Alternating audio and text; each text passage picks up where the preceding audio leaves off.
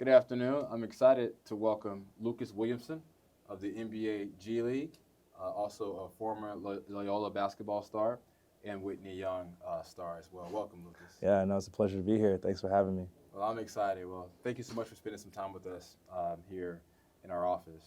So you're from Chicago, and you went to Whitney Young. Can you, for the audience, tell us a little bit about your background and what was it like growing up in Chicago and being a basketball star? Yeah, Chicago is like such a big part of who I am. I feel like in Chicago we play a certain style just because of, just the urban environment here. I grew up, went to a Catholic private school in Francis Xavier Ward downtown, right on State in Chicago, and then I went to Whitney Young High School, won 2 state championships there, really learned how to win.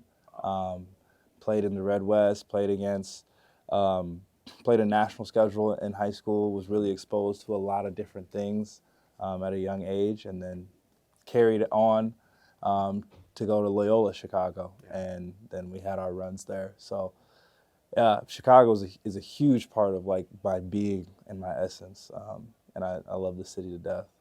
That's awesome. So what played a part of your decision to go to Loyola? My recruiting journey is very interesting. It's not a short story. So a lot of guys end up committing before their senior year because they get recruited in the summer and then they want to just enjoy their senior year. Well, I didn't necessarily love the offers that I had at the time, and so I decided to play through my senior year. So I played my entire senior year, won state my last year, still didn't have any other offers. And then it wasn't until Loyola's season was done that they had to transfer out. And they didn't know whether or not they wanted to go the JUCO route or bring in a new freshman because they had all their scholarships set for my class. And I went up to an open gym and I basically competed for the scholarship on the spot. And they liked me. And by that point, I was already so frustrated and fed up with recruiting that I was like, you know what, I'm going to go somewhere where I'm liked, somewhere that's close to home. Mom and dad to come to every single game. I really liked Coach Porter Moser. I really liked his vibe and what he was saying and his energy. And I committed, and it was the best decision of my life. And you talk about one decision can change your life, and obviously, we'll get into your story once you went to Loyola, but that was very impactful. Yeah, no, and it I remember being so frustrated with the process then, but I believe that everything happens for a reason. Yeah. And if I don't go through that, then I ultimately, if I make a different decision, then you know what I mean. Yeah. We went to a Final Four. Like, what are we talking about? So, yeah, you're right. Oh, that's awesome. Well, you beat me to it. You go to Loyola, and I'm sure a few years ago, many of us, witnessed that run. Personally, I watched that from Florida. You go there, you play 5 seasons, correct? Mm-hmm. And you all make it to the Final Four. Yeah. Tell me about that journey, what you went through to get there, and what was that like? Yeah, the Final Four was insane. That was my freshman year, and it's not just the fact that we made it to the Final Four. It was how we were doing it, right? But we knew that we were a good team going into the tournament, right? Like we knew that, we were on like a 16-game winning streak or something like that. We had already knocked off number 3 Florida at Florida that year. So we were coming into the tournament not like, we're trying to be a Cinderella team. No, it was like we belong here. Yeah. And we were statistically one of the best defensive teams in the nation that year. So, we played everybody that year. We played Miami the first round, who was one of the top offensive teams in the country that year. We played Tennessee with Admiral Schofield and Grant Williams and the SEC champions. We played Nevada with the Martin twins, and then we played K-State to make it to the Final Four, and then we ran into Michigan. But, just the preparation and the attention to detail from how I came from a high-level program in high school to a high-level program in college, it was like a next level. Yeah. Like the film, the process, the even just how hard it was for me to even get on the court. I had to find a role and figure out what it is that I could do best to best help out the team. Those types of things were critical in that journey, and a lot went into it beforehand, so that to us the success wasn't a surprise, but maybe to the world everybody's like, oh, Sister Jean, like, you know what I mean? But not, to us it wasn't a surprise. And you talk about that role, and I think for a lot of players, that's an adjustment period where you go from being a superstar in high school or college to the pros. But for you, you were a defensive, just lockdown player. Yeah. What's your mindset going into a game on national TV, and you've got to lock down the best player on the other side? Rough day for this guy. Yeah. I always say it. I always say it. Like, before tip goes up, I say it to myself. I look at my matchup and I say, it's a rough day for this guy. And it's about the tone being set that early. You gotta, to play defense, I always say, there are skills in this game where, you know, some guys might not be a three-point shooter. Some guys might not be the best ball handler, but defensively, I feel like that's all mentality. You gotta either want to do it or you don't. You either have pride to let this guy keep scoring on you or you don't. You either want to commit to to the game plan, or you want to listen to coach and what it is that he's telling you to do. You either watch the film or you didn't. Right? So for me, I looked at our team my freshman year and I was like, I'm not going to come in and I'm not going to be the leading scorer on the team. I'm 6'4". I'm not the super athlete, so I'm probably not going to be the biggest rebounder. What can I bring? And that was defense. And my first 10 games my freshman year, I didn't play at all. What happened was a few guys in front of me got in trouble off the court. 2 guys in front of me got hurt. And I always stayed ready, and coach was like, all right, let's put him in and see what he can do. And I never looked back from that. From then on, I played 20 minutes a game as a freshman on the Final Four team with 5 seniors. That's amazing. And so I've watched some of your film, and I see that you do an amazing job with steals. Is it the tape, anticipation? Is it what, to force turnovers at that level, at that rate, and the risk reward? Yeah. And you do a really good job at it, and you've been very consistent throughout your college career and your professional career. Thank you. I appreciate that. Well, I'm going to contradict myself. Forcing turnovers is a skill. Okay. But it comes from the wanting to make it hard on the other person. Yeah. Right? So oftentimes it just comes from me being active and alert and being in the right spot. You'll be, and this is not just for basketball, this is just in life. You'll be surprised how often things fall into your lap when you're in the right spot. Right. If you're in the right positioning. If I'm, 2 feet over to the right when I'm supposed to be in help, that's the difference between me taking a charge and the guy getting a wide open dunk. Right? Or if I'm just sitting in help, that's the difference between me getting screened or me beating over the screen and getting a steal, and there's 2 points for us. Versus me getting chewed out by coach and subbed out, right?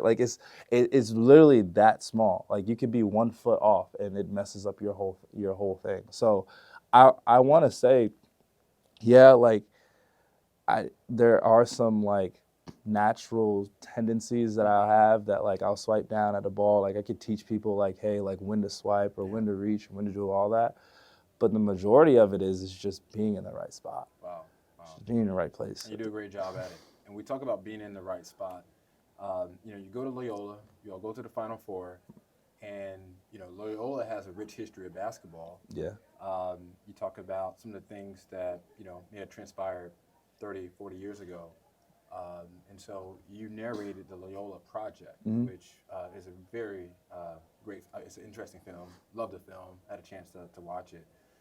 How did that come about, and can you share a little background there? Yeah, so the Loyola Project is a documentary film on the 1963 Loyola Ramblers who won a national championship. What's special about that is that it was 1963, and in 1963 there was an unwritten rule that you could play, I forgot the exact number, but say you could play 3 black players at a time and 4 if you were losing.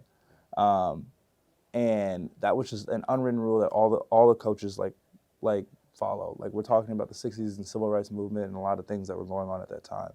And our head coach, Coach Ireland, was under pressure for losing his job, and he basically said, I'm just going to put the best guys on the floor, and broke the unwritten rule. And so the film follows this team into some of the struggles that they went to on and off the court because they're breaking that rule. That story needed, I always say that this is a story that needed to be told and needed to be heard, especially as people in Chicago, especially as, you know, a young black kid growing up in Chicago. How did I not know this story, right? So I got involved because the school wanted this film to happen. Actually, one of my mentors, Corey McQuaid, wanted this film to happen, reached out to Patrick Creedon, who's a big-time director in LA, and he came to me, and I had done some public speaking on campus, talk about being at the right place at the right time. I had done some public speaking in front of board meetings and some other stuff, and he was like, why don't you tell the story? Because as a member of the current team, you can kind of be that bridge between what's happening now and then what happened then.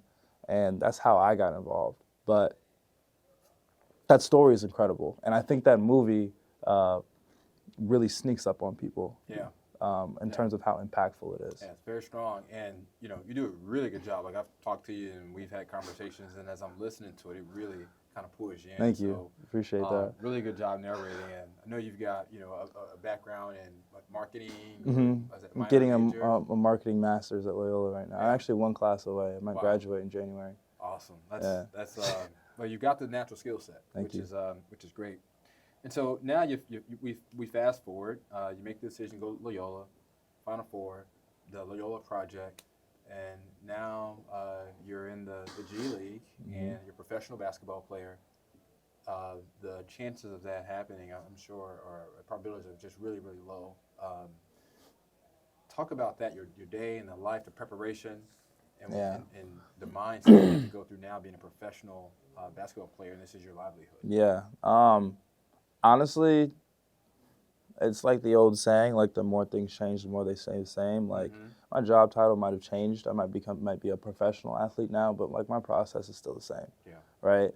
Like, the thing is, you don't get to this level unless two things. One, you're just that God-given talent, and you get to this level, which very, very, very, very few people are.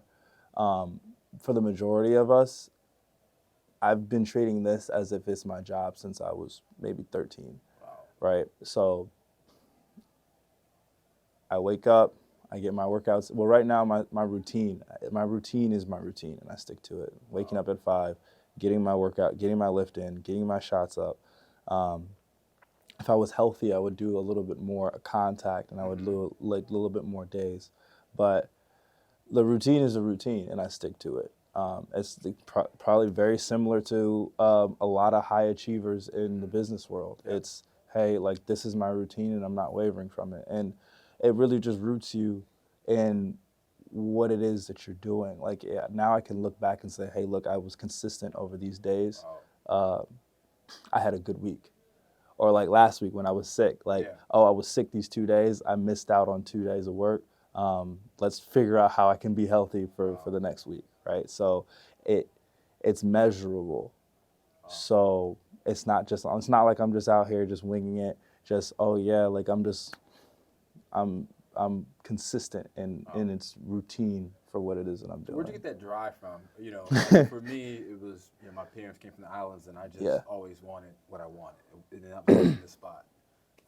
But, you know, you mentioned 13 and 14. That focus and consistency, is that, you know, parents? Is that a mentor? Yeah, it's 3 things, and one of them is something that I'm looking back on with 26-year-old eyes in my childhood. But the first 2 are my parents. Number 1, my dad. I watched my dad wake up every morning. He was an ABC cameraman. Okay. And he woke up every morning and worked the morning shift so that he could pick me up after school, and then we would go and we would play ball and we would train. Like, it was like actual training because my dad has a military background. Snow, So it was rain, very, sun. yeah, it was very yes sir, no sir in the household. Like, so he kind of instilled that like foundation of work ethic and like going out and getting what it is that you want. My mother, in tandem, also was a very hard worker, but she was also very like more in tune with like the mental aspect of sports. Yeah. That's where I get that that attitude, for lack of a, I'm not gonna say that term here, but Locked in. yeah, the locked in, that fire, it comes from her. Yeah. That confidence. That's where that comes from. And then the third thing is just I think my parents' divorce really kind of shaped me when I was a kid, and because I was old enough to understand what was happening, but not old enough to be an adult, right? So, and I think that I got a lot of my fire and anger from that too. Yeah. So and I, instead of channeling it in different directions, I just put it all into basketball. Basketball was my outlet, so I was just really just lights out on that. So good luck if you guard me. Yeah, if you guard you, good luck. Yeah. Wow, man, that's really powerful. Yeah. So you're local. You're from Chicago. You're in the middle of your career. What are some of the things that you're inspired to do in the community? Maybe either it's now or down the road after basketball. But we're both residents of the city, and I'm sure there's other kids that are dreaming to be basketball players, football players, businessmen, other executives. How do you inspire the next generation? Yeah. I always said when I was a kid growing up here that I hope one day I'm in a position where I can give back. And I always kept saying one day, and now I'm 26 and it's like, okay, no, like one day is today. Yeah. Like I think I've experienced some things that I can give back. And a lot of that is just time. I'm working with a nonprofit, Operation Basketball. We are using basketball as a catalyst, like provide opportunity for kids that wouldn't have these experiences without it. Kind of like what it is that I just shared. Like, how can you use basketball to get you to where you want to go? How can you use basketball as an outlet? How can you use basketball to keep you out of danger, out of bad decisions, right? So doing more work like that, especially in the off season when I'm here, and that's something that I've always been passionate about. So I'm always interested in trying to figure out how I can use my voice and my experience and my platform to better the next generation of athletes and just people in general. That's awesome. So yeah. And what do you do outside of basketball? Any other hobbies? I got a few other hobbies.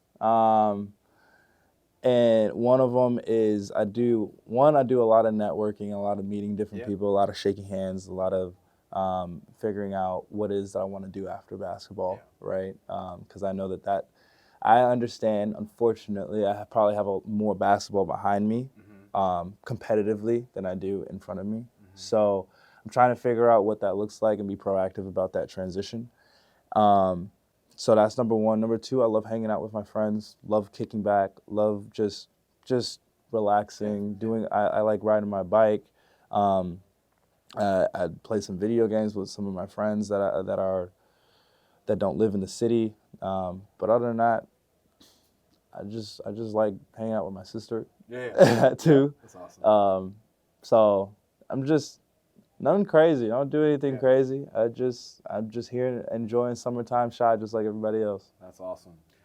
So the one question I ask every guest. Yeah. We have some of our listeners are young. They're just starting their careers, business, finance, sports. And then the other group, they've been doing this for like 25, 30 years. They're more seasoned veterans. Yeah. So what advice would you give someone that's pursuing their dream now? And then what advice would you give someone that's been doing it for 25, 30 years, might be stuck in a routine? I love that question. I ask people I meet a very similar question. So you flipped it on me. So to answer the young one first, someone that's just getting into it and someone that's chasing their dream, number one, write it down. And because it's okay to dream, and we like dreams, but I like goals better. When you write a dream down and you have landmarks that you want to hit, your dreams become goals. Yeah. All right. And now it becomes, okay, what do I consistently need to do on a daily basis to hit this goal? So whether that's, we can just use weight loss as an example, right? If you want to lose 5 pounds and put a date on it, right? If you want to lose 5 pounds by the end of the year, I need to go to the gym every week, 4 times a day, and eat this way by the end of the year, right? And I need to have lost 5 pounds by August, by the end of August, right? And now you're tracking it, at least mentally, but you're writing it down. Like, hey, August 31st comes around, this is where I'm at. Okay, I'm 2 pounds behind, right? I need to ramp something up. Because now you're working towards something. Instead of just saying, hey, I want, I wish, I dream, I hope, I this. No, we don't work in that's okay, but just know that it'll always stay in the I hope, I wish, I dream, I want, like, versus I'm doing, right? So that's what I would say. Dream, but be goal-oriented and write it down. Now, conversely, with someone that's really experienced in their field, I would say, and you got to take what it is that I'm saying with a grain of salt, because, you know what I mean, if they're the expert in their field, they're the expert in their field.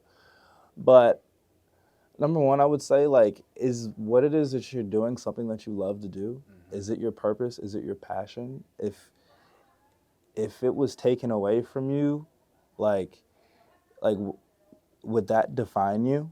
Right? If you feel like you're in a rut, and you're really experienced and you're really good at what you do, is it what you love to do? Right? Especially like if you're successful and you kind of have the means to like kind of figure out like if something you're doing isn't your passion, like explore like what it is that you think your purpose on this earth is to be. I don't want to get too into like the faith aspect, but like what did God put you on this earth to do, right? And if that's not what it is that you're doing, if you feel that, then you need to explore that. And oftentimes it's like, how are you pouring into other people?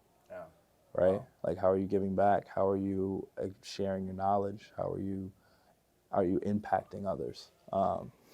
Because I feel like, me personally, that's what gives people fulfillment, is impacting other people's. So that's what I would say. Maybe I would hope. I mean, I think so. That's what I would say. Well, that's powerful. Lucas, where can we find you on social media, and where can we find the Loyola Project? Yeah, so the Loyola Project, I believe, is streaming on Paramount Plus right now. You can follow me on Instagram at Lucas Williamson, Lucas_Williamson. I'm on LinkedIn. I'm on Twitter. I'm accessible through everything. So yeah, I'm not hard to find. Well, we're rooting for you. Speedy recovery. Looking forward to this upcoming season. Thank you for everything that you have done and that you're doing, especially in the Chicago market. You have a new fan in myself, and I'm sure some of the others. Very impactful story, very strong. You can see the passion. No surprise that you're a defensive star and that you are where you are. There's no accident. So thank you again for coming. I really enjoyed our time. Yeah, thank you. Thank you for having me. Awesome.